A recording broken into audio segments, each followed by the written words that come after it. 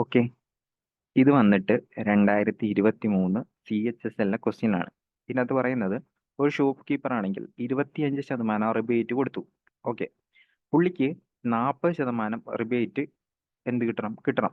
അങ്ങനെയാണെങ്കിൽ 32 രൂപ വിലയുള്ള എത്ര ഐറ്റം വിറ്റ് കഴിഞ്ഞാൽ പുള്ളിക്ക് റിബേറ്റ് അത്രയും കിട്ടും എന്നാണ് ചോദിച്ചത്.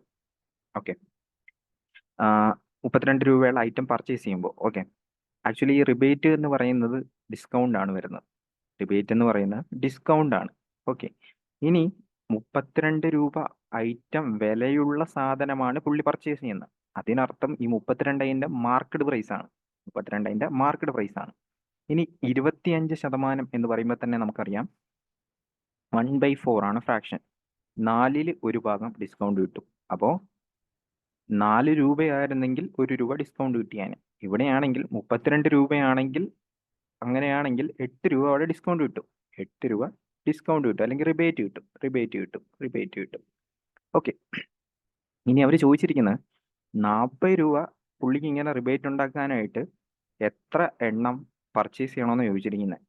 ഒരെണ്ണം പർച്ചേസ് ചെയ്യുമ്പോൾ 8 രൂപ കിട്ടുമെങ്കിൽ 40/8 ആയിരിക്കും നമ്മൾ പർച്ചേസ് ചെയ്യേണ്ട ഐറ്റംസ്. സോ 5 ഐറ്റംസ് ആയിരിക്കും ഫൈനൽ ആൻസർ.